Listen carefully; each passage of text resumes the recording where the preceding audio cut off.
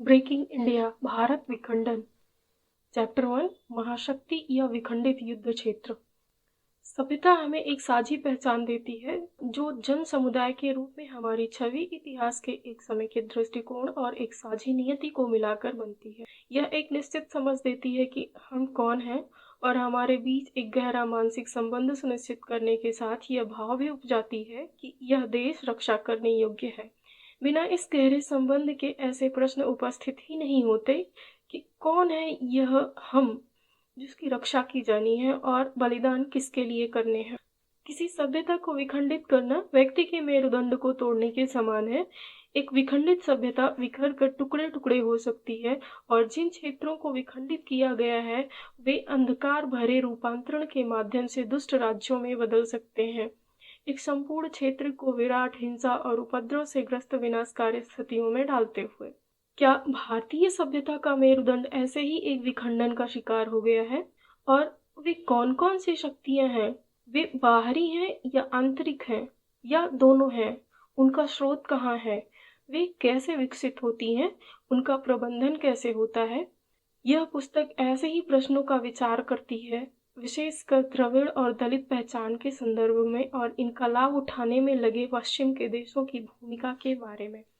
भारत की केंद्राभिसारी शक्तियाँ: आर्थिक वृद्धि, कॉरपोरेट और ढांचागत विकास और उन्नत राष्ट्रीय लोकतांत्रिक शासन व्यवस्था राष्ट्र को एकजुट करती है। इन सकारात्मक शक्तियों पर बहुत कुछ लिखा जा रहा है। अब केंद्रीय यानी बिखराव पैदा करने वाली शक्तियों पर कम ही विचार किया जाता है और कभी कभार ही इनका अध्ययन होता है। आंतरिक और बाहरी दोनों मामलों में। आंतरिक शक्तियों में सांप्रदायिकता और विभिन्न प्रकार की सामाजिक आर्थिक विषमताएं शामिल हैं। बाहरी शक्तियां जो भारतीयों में विभाजन पैदा करती हैं अधिक जटिल हैं और वे भारत की आंतरिक दरारों से जुड़ गई हैं। इससे पता चलता है कि किस तरह विभिन्न वैश्विक गठजोड़ अपनी अपनी कार्यसूचियों के साथ अब इन आंतरिक शक्तियों को अभूतपूर्व मात्रा में नियंत्रित कर रहे हैं। फिर भी यह पुस्तक किसी महाविनाश के परिदृश्य के आधमकने का शोर नहीं मचा रही, बल्कि इस समय राष्ट्र जिस विपत्ति का सामना कर रहा है उसका एक मौलिक विश्लेषण प्रस्तुत करती है। सिर्फ पाकिस्तान ही भारत में विध्वंसकारी शक्तियों को नहीं उकसा रहा, न चीन जो भारतीय माओवादियों से जुड़ा है और न ही यूरोप और उत्तर अमेरिका के ईसाई संस्थान जो अलगाववाद को बढ़ावा दे रहे हैं। यह संकट इन सब की मिलीजुली शक्ति से भी अधिक है। बिखराव पैदा करने वाली ये शक्तियां गहराई तक सूक्ष्मता से जटिल ढंग से एक दूसरे से जुड़ी हुई हैं और सूक्ष्म तथा गुप्त रूप से रहने वाले बहुराष्ट्रीय नेटवर्कों की तरह अपने कार्यों को संचालित कर रही हैं। जिस गठजोड़ का उद्घाटन यह पुस्तक करती है वह संभव है हिंसा और अराजकता की उन छवियों से बहुत दूर जान पड़े जिन्हें बहुधा अलगाववाद, उग्रवाद और विद्रोह की धारणाएं सामने ला खड़ी करती हैं। फिर भी यह स्थापित करती है कि पश्चिम के कुछ शैक्षिक केंद्र इन्हें नियंत्रित करते हैं या कम से कम भारत के सामाजिक आर्थिक चिंतन पर गहरा प्रभाव डालते हैं। ये राजनीतिक विचार मंचों, चर्च और सामाजिक संगठनों से मिले हुए हैं जो भारत में बिखराववादी शक्तियों को संसाधन उपलब्ध कराते हैं। वे नई दरारों को जन्म देते हैं और पुरानी दरारों का पोषण करते हैं। आश्चर्यजनक यह है कि भारत की एकता के पक्ष में जवाबी विमर्श बहुत कम होता है। भारत में विखंडन की अंतर्निहित प्रवृत्तियां, जहां एक और सभी समस्याओं के लिए बाहरी शक्तियों पर दोषारोपण आकर्षक है, वहीं हमें भारत की अपनी कमजोरियों और विखंडित होने की शताब्दियों पुरानी प्रवृत्तियों का सामना अवश्य करना होगा। परेशानी में डालने वाले इस पक्ष पर उन लोगों ने पर्याप्त ध्यान नहीं दिया जो हाल की जीवंत अर्थव्यवस्था की सफलता का आनंद उठा रहे हैं। कुछ कठोर वास्तविकताएं इस प्रकार से हैं। पहली, भारत में गरीब नागरिकों की संख्या विश्व में सर्वाधिक है। विद्यालय नहीं जाने वाले बच्चों की संख्या भी सर्वाधिक है। सुदूर क्षेत्रों में जीवन बनाए रखने के लिए आवश्यक जल का गंभीर संकट बना हुआ है और इसकी कमी लगातार बढ़ती जा रही है। अनेकानेक मानव समूहों के बीच देश भर में झड़पें होती रहती हैं। नंबर 2, आंशिक रूप से ऐतिहासिक और आंशिक रूप से आधुनिक सामाजिक विषमताएं भी मौजूद हैं। इनमें से कुछ भारतीय समाज के अंदर से उपजी हैं, जबकि कुछ दूसरी विषमताएं विदेशी असर के तहत पैदा की गई और पोसी जा रही हैं ताकि वे भारत में बहुत कुछ कर पाने की शक्ति प्राप्त कर सके। नंबर 3, आर्थिक सफलता का लाभ पर्याप्त रूप से छनकर सबसे निचले स्तर तक नहीं आ पाया है, जहां इसकी सबसे ज़्यादा और फौरन ज़रूरत है। जहां एक ओर भारतीय जन समुदाय द्वारा दिए जा रहे धन पर चल रहे तकनीकी शिक्षा संस्थानों में शिक्षित लाखों भारतीय तकनीकी शिक्षा का लाभ उठा रहे हैं, वहीं इससे बड़ी संख्या को बुनियादी शिक्षा भी नहीं मिल पा रही है। मध्य वर्ग, जो आधुनिक और अमेरिकी बनने की आकांक्षा रखते हैं, मोटरकार उद्योग में नए उछाल की डींग हाँक रहे हैं, फिर भी कृषि और जल संसाधनों में बहुत कम पूंजी लगाई जा रही है। भारत की सार्वजनिक स्वास्थ्य प्रणाली अत्यंत ही दुखदायी स्थिति में है। नंबर 4, अलगाववादी अभियानों ने कश्मीर, पूर्वोत्तर भारत के कुछ क्षेत्रों और गांवों में माओवादी आतंकवाद से पीड़ित अनेक भारतीय राज्यों में दैनंदिन जनजीवन को संकट में डाल दिया है। बीच-बीच में भारत के विभिन्न भागों में इस्लामी आतंकी हमले भी हो रहे हैं और हिंदू-मुस्लिम दंगे भी भड़कते रहे हैं। संपूर्ण दक्षिण भारत में द्रविड़ों और दलितों द्वारा चलाए जा रहे अलगाववादी अभियान भी हिंसा को जन्म देते हैं और ये ही इस पुस्तक के विषय हैं। नंबर 5, साइबर स्पेस भी, जिसे एक भारतीय शरण स्थली के रूप में देखा गया है, अब भारत की कमजोरी बन गई है।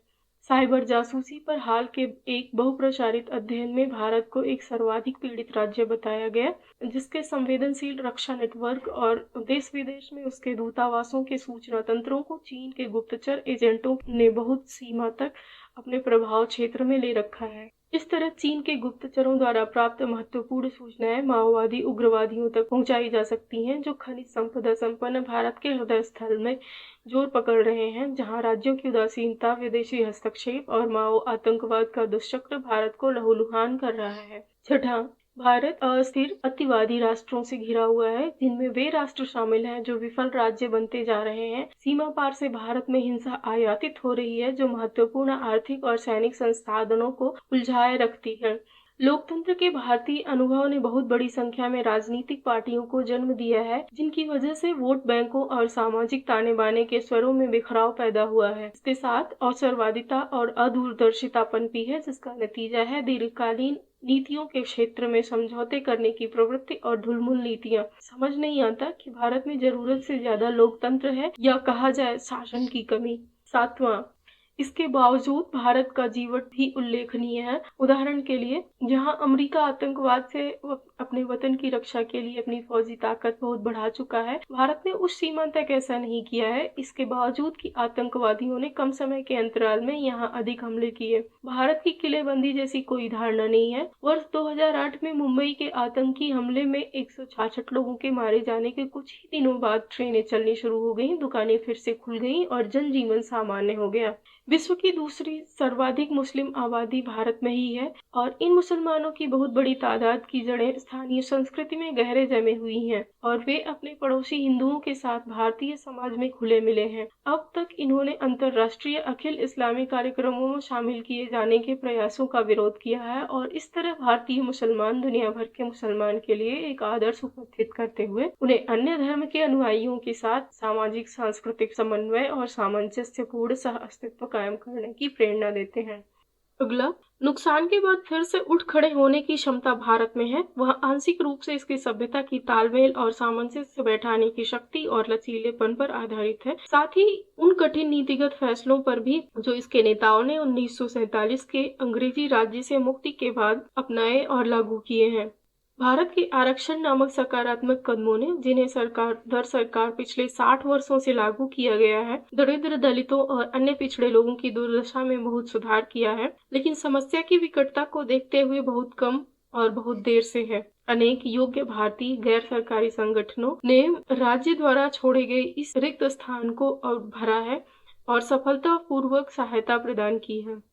बाहरी शक्तियां, भारत के आंतरिक प्रदर्शन का मूल्यांकन इस आधार पर ही करना चाहिए कि यह किस प्रकार अपने सर्वाधिक विपन्न नागरिकों को लाभ पहुंचाता है और इस समय यह निश्चय ही कठोर आलोचना की योग्य है। फिर भी अगर अन्य बाहरी शक्तियों से निपटने की क्षमता को बहुत कम कर दिया गया तो इसके नतीजे के तौर पर फिर से उपनिवेशीकरण, सांस्कृतिक और मनोवैज्ञानिक साम्राज्यवाद और ऐसे ही दूसरे हस्तक्षेपों के लिए जमीन तैयार हो सकती है और उन्हें निमंत्रण मिल सकता है। भारत के इतिहास में ऐसा अनेक बार हुआ है। उदाहरण के लिए, जब ब्रिटिश सरकार ने अनेक भारतीय शासकों के विरुद्ध कार्यवाही करने के लिए मानवाधिकार के मामलों का बहाना बनाया, विडंबना है कि अंग्रेजों ने स्वयं भयंकर अत्याचार किए, साथ ही उनको न्यायपूर्ण साबित करने के लिए ऐसा साहित्य लिखा और लिखवाया जिन्हें नृशंस साहित्य एट्रोसिटी लिटरेचर के नाम से जाना जाता है, ताकि भारतीयों की कथित अमानवीयता का चित्रण किया जा सके। उन्होंने दावा किया कि उनके अपने कार्य इस ढंग से सुनियोजित हैं कि भारतीयों को सभ्य बनाया जा सके। उदाहरण के लिए 1871 में भारतीय आपराधिक जनजाति अधिनियम इंडियन क्रिमिनल ट्राइब्स एक्ट पारित किया गया और इसकी सूची में शामिल उन सभी जनजातियों के नरसंहार को वैध कर दिया गया जिन्हें आपराधिक यानी जरायम पेशा माना जाता था। इनमें उन जनजातियों के सभी सदस्य को जन्म से ही शामिल कर दिया जाता था। अनेक जनजातियों को दोषी करार दिया गया, इसलिए नहीं कि वे अपराधी थे, बल्कि इसलिए कि वे ब्रिटिशों द्वारा उनके जंगलों और अन्य निवास स्थलों को तहस नहस किए जाने के विरुद्ध संघर्षरत थे। ठग ऐसे ही समुदायों में से एक था जो नृशंस साहित्य के माध्यम से इतना बदनाम हुआ कि उसका नाम अंग्रेजी भाषा में अपराधियों के पर्यायवाची के रूप में शामिल हो गया। नृशंस साहित्य ने महिलाओं के अधिकार को कम करने में भी अपनी भूमिका निभाई। बीड़ा ओल्डेनबर्ग की अत्यंत प्रभावशाली पुस्तक डाउरी मर्डर विस्तार से बताती है कि किस तरह अंग्रेजों ने भारतीयों को महिला उत्पीड़न के मामलों के सामने लाने के लिए प्रोत्साहित किया, ताकि उनके आधार पर भारत की देशी संस्कृति पर दोष मढ़ा जा सके। उन्होंने सुनियोजित तरीके से इन किस्सों को संकलित किया, जिनमें से अधिकांश अप्रमाणित, अतिरंजित और एक तरफा थे। यह ऐसे कानूनों को लागू करने का आधार बना जिन्होंने आम नागरिकों के अधिकारों में कटौती की। यह पुस्तक दिखाती है कि किस प्रकार दहेज की मांग, जो आज के मध्यम वर्गीय भारतीयों में इतनी आम हो गई है, वास्तव में तब शुरू हुई थी जब संपत्ति में महिलाओं के पारंपरिक अधिकार ब्रिटिश राज ने जटिल तर्कों के माध्यम से छीन लिए। निकोलस डर्क्स उन बहुत से विद्वानों में से एक हैं जिन्होंने यह दिखाया है कि किस तरह ब्रिटिश राज्य ने नृशंस साहित्य का उपयोग विभिन्न जातियों के बीच संघर्षों को बढ़ावा देने के लिए किया, ताकि वे हस्तक्षेप कर उनकी समस्याओं को सुलझा सके। इससे ब्रिटिश राज को और अधिक शक्ति प्राप्त करने तथा भारतीय संपदा का दोहन करने में सहायता मिले। श्रमिकों के उत्पीड़न के दावों का उपयोग विभिन्न भारतीय उद्योगों को प्रतिबंधित करने के लिए किया गया, जिनमें कपड़ा और इस्पात उद्योग भी शामिल हैं और जिनमें भारत ने ब्रिटेन पर बढ़त हासिल कर ली थी। इस बीच भारत को एक बंधक बाजार के रूप में इनकी आपूर्ति करने के लिए ब्रिटिश राज ने अपनी ही औद्योगिक क्रांति शुरू की और भारतीयों को विश्व स्तर के उत्पादकों और निर्यातकों की पांख से हटाकर आयातक और कंगाल बना दिया। ब्रिटिश लेखक विलियम डग्बी के अनुसार 1757 और 1812 के बीच भारत से ब्रिटेन की तरफ मुनाफे का बहाव 5,000 लाख से 1 अरब पाउंड के बीच आंका गया था। आज इस राशि की क्रय क्षमता 1 खरब डॉलर से अधिक मूल्य की होगी। अर्थशास्त्री अमी बागची द्वारा हाल ही में किए गए एक अध्ययन ने स्थापित किया, ब्रिटिश राज्य ने भारत पर इतना बोझ लाद दिया और ऐसी व्यवस्था स्थापित की, भारत से ब्रिटेन की ओर बहने वाली राशि 1984 के सकल घरेलू उत्पाद के लगभग 5-6% के बराबर होगी। भारतीय उद्योगपतियों द्वारा, जो उनके प्रतिस्पर्धी थे, श्रमिकों के कथित उत्पीड़न की घटनाओं के दस्तावेज बनाने का श्रमसाध्य काम करने में वे बड़े सावधान थे और उन्होंने बाद में श्रमिकों के अधिकारों का उल्लंघन करने के आरोप में अनेक भारतीय उद्योगों को प्रतिबंधित कर दिया। इसके परिणाम स्वरूप जो व्यापक निर्धनता और बेरोजगारी आई, उसने श्रमिकों को और अधिक दुर्दशाग्रस्त ही बनाया। लगभग 1 शताब्दी से पूर्व लिखी गई ऐतिहासिक पुस्तिका हिंद स्वराज में महात्मा गांधी ने चर्चा की कि किस प्रकार ब्रिटिश साम्राज्य में काम कर रहे भारतीय अनजाने ही उसे बनाए रखने में सहायक थे। उपनिवेशित भारतीयों के बारे में गांधी जी के इन विख्यात निष्कर्षों के लिखे जाने के 100 साल बाद भी हमें आत्मनिरीक्षण करने की आवश्यकता है कि क्या अपने पूर्ववर्ती ब्रिटिश शासकों की तुलना में आज का पश्चिमी जगत हमारे भारतीय सिपाहियों का पोषण करने और उन्हें तैनात करने के मामले में और अधिक परिष्कृत हो गया है। वह भारतीय बुद्धिजीवियों, निचले स्तर पर आंकड़े इकट्ठा करने वालों से लेकर गैर सरकारी संगठनों के दबे छिपे कोनों में संदिग्ध पहचान बनाने वाले पहचान इंजीनियरिंग कार्यक्रमों तक और भारत में बीच के स्तर के विद्वानों से लेकर भारतीय आईवी लीग प्रोफेसरों और दुनिया भर में घूमने फिरने वाले पुरस्कृत विशेषज्ञों तक को विभिन्न स्तरों पर अपने साथ शामिल कर लेता है। पश्चिमी ईसाई संस्थानों के साथ हमारे समाज और सरकार के क्या संबंध हैं? राजनीतिक विरोधियों को चुन चुन कर निशाना बनाने और नीचे लाने में मानवाधिकार आयोग की क्या भूमिका है, जो लगभग गद्दारों और घुसपैठियों जैसी जान पड़ती है। अग्रणी निजी फाउंडेशन जैसे कि Ford foundation, Carnegie foundation, Rockefeller foundation, Luce foundation, Pew trust, Templeton foundation आदि किस तरह अमेरिकी सरकार और अरबपतियों के माध्यम बनकर उनकी सेवा करते हैं ताकि उस उद्देश्य को हासिल करने में योगदान कर सके जिसे अनेक अमेरिकियों ने प्रकट अमेरिकी नियति की तरह देखे हैं।